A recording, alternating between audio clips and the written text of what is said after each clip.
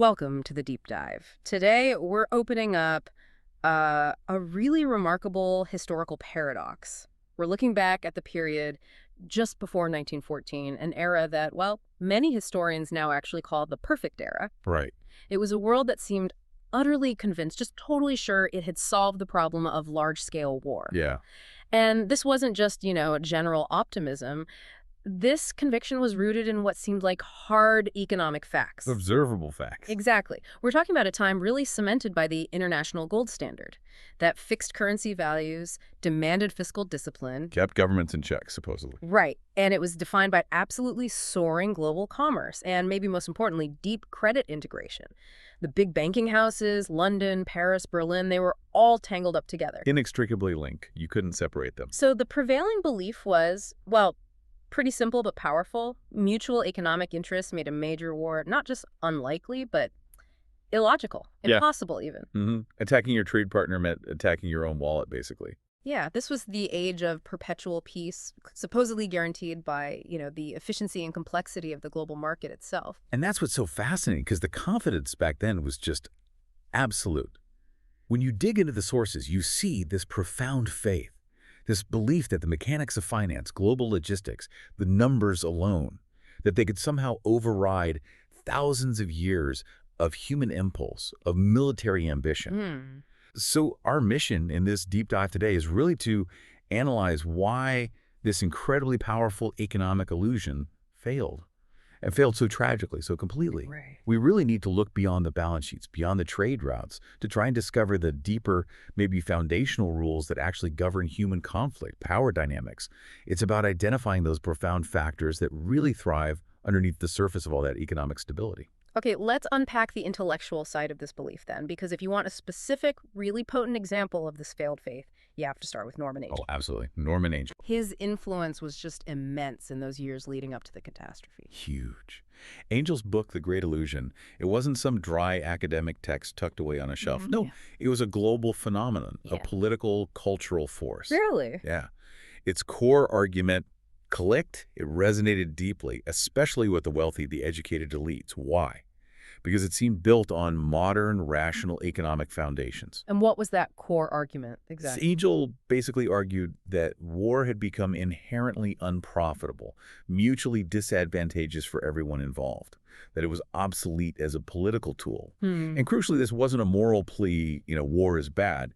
It was presented as a cold, hard financial calculation. Okay. He specifically pointed out that modern wealth is just too complex, too intangible to seize anymore. You can occupy a city, sure, but you can't just grab the value held in intellectual property or stocks, bonds, complex international contracts. It doesn't work like that. Right, the nature of wealth had changed, and the mechanism he described for why conquest was impossible, that must have been incredibly persuasive to the financial elite, right? Oh, totally. Think about the credit market. If Nation A attacked Nation B, Angell argued, the instantaneous threat of capital flight would cripple the aggressor before a single shot was fired. Banks relied on cross-border confidence, trust.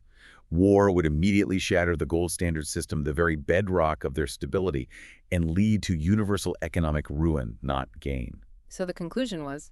Sanity demanded peace. Yeah. Rationality demanded peace. It was just logical. And the reach of this idea, it was genuinely extraordinary, wasn't it? We're talking, what, over 1 million copies sold? Over 1 million, yeah. Translated into 22 languages, it was cited by emperors, leading statesmen, thinkers all across Europe. Wow. This wasn't some fringe theory. This was accepted wisdom. Rational, modern thinking among the educated elite right up until the very brink of disaster. Which makes the reversal even more shocking. Exactly. The sheer velocity of it. Despite the book's overwhelming popularity, its acceptance in, every center of power, the Great War erupted just 2 short years after the peak of its influence. It just plunged Europe into this self-destructive chaos that completely defied every single economic calculation Angell had laid out. That timing, it's not just shocking, it's frankly terrifying. It's a massive historical lesson. It is. And it forces you listening to ask the core question, and this is really where our deep dive begins. Why? Why did such overwhelming faith in economic rationality fail so completely, so catastrophically against the tide of history? If the numbers all screamed peace, why did the people choose war? Well, the answer, or at least the beginning of it, starts with recognizing a fundamental flaw in the whole premise. People are not purely rational economic actors. That's the crux of it. The system back then placed far too much absolute faith in the metrics and the numbers, and way too little in the non-quantifiable drivers. The human heart, collective psychology, things you can't easily put on a spreadsheet. Wait, hold on. Are you suggesting then that the huge economic machinery of that time, all that interdependence, had no restraining power at all? Was it just window dressing? No, no, not quite window dressing. It definitely had restraining power, sure. But its usefulness, its utility, was simply outweighed by the utility of other desires, non-economic desires. Okay, like what? Well, when push came to shove, things like the drive for status, for perceived safety, for national identity, these offered a reward, an emotional or psychological benefit. And that benefit was apparently deemed more valuable in the moment than marginal financial gain or just keeping trade stable. So emotion trumped economics. In that critical moment, yes. We can probably identify 3 deep, non-rational drivers that just overwhelmed that economic logic back in 1914. First, there's the fundamental instinct for raw power, the desire not just to be rich, but to be dominant, to feel immune to external threats. Right, power for its own sake. Second, intense national pride. Our source material actually uses a specific term, kiyohandamdok. It captures this deep emotional investment in national supremacy that went way beyond balance sheets. Think about it. The status gain from building those massive, expensive dreadnought fleets, that was seen as more important than the enormous financial strain they put on national budgets. Status as a different kind of currency. Exactly. A psychological currency that the gold standard couldn't measure or control. Okay, power and pride. What's the third? The third factor was widespread fear, and maybe more accurately, a fundamental misconception about what truly brings safety. This is the classic security dilemma, right? Nations build up arms, often claiming it's purely for defense to protect themselves. But that scares their neighbors. Precisely. Which scares their neighbors into building up more arms, and you get this spiral of fear, this emotional pressure cooker building and building. And the rational logic of free trade, however sound on paper, just couldn't cool it down when things got tense. So you had this surface of stability, prosperity, which ironically bred complacency. Yes. And that complacency allowed these deeper forces, pride, fear, the lust for power to bubble up and dominate the political conversation until, bang, a crisis hits. You're describing the danger of any system, really, that places almost spiritual faith in a single guarantee. Whether that's the gold standard back then, or free trade, or maybe even today, technology. Exactly that. The core lesson from 1914 is just that. While the surface of life might look stable, might show measurable prosperity, the human heart, collective political psychology, they remain full of deep, powerful contradictions, full of potential conflict. Economic stability can feel solid, guaranteed even. But as the sources really drive home, sometimes all it takes is a small political spark, a moiled chintry, as they put it, to ignite those suppressed psychological pressures. And it can burn everything down. That's a really profound synthesis of why 1914 likely happened. But okay, now we absolutely have to connect this back, connect it directly to the listener's life, to our modern world.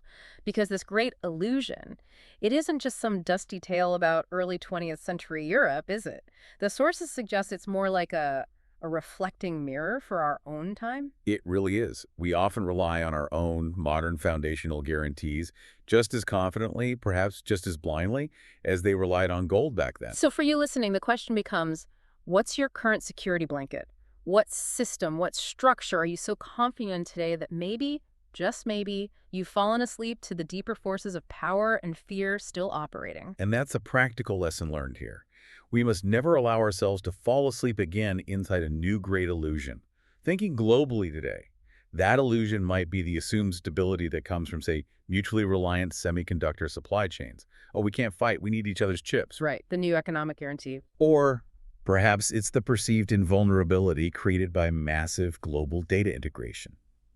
The belief by some that this makes true conflict somehow impossible or unprofitable again. And for you, personally or professionally, the illusion might be different. Maybe it's the guaranteed safety you feel comes from a particular technology. Or the assumption that having abundant money somehow buffers you completely from consequence.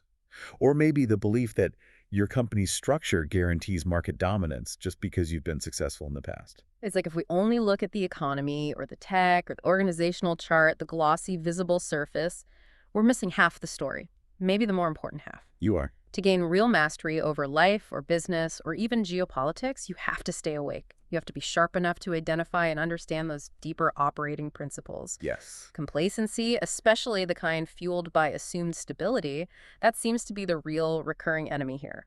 It always is. We have to continuously monitor the factors that truly drive history and conflict, both on the world stage and, frankly, within our own organizations, maybe even our own lives. What are those factors? Psychology, the relentless pursuit of power, collective fear, and just fundamental human nature. These are the hidden dynamics operating beneath that visible surface of stability. They didn't die in 1914, they just adapted. They were different clothes now. So the core conclusion really stands the test of time. It does. Simply having economic growth combined with systemic stability, that does not equal guaranteed peace or safety. It never has. In fact, sometimes deep stability can breed the very psychological conditions, maybe arrogance, blindness, that make the eventual shock of conflict even more devastating when it comes. Okay, so here's the final provocative thought for you, the listener, to really chew on based on this deep dive. The source material strongly suggests that if we can maintain wakefulness, real wisdom, and maybe a dose of humility acknowledging the persistent power of these non-rational forces, we actually have the ability to stop history repeating itself, at least in our own personal or professional spheres. That's the hope, isn't it? It is. So we ask you, what is the modern security blanket? That bedrock assumption of stability that you might be relying on right now in your career, your investments, your business, maybe even your relationships? What might be distracting you from the deeper, constant forces of power, fear, and pride that are always, always at play underneath? That's what requires your critical attention today, not tomorrow, today. Stay awake. Thank you for joining us on this deep dive. We hope this knowledge helps you do just that. Stay awake.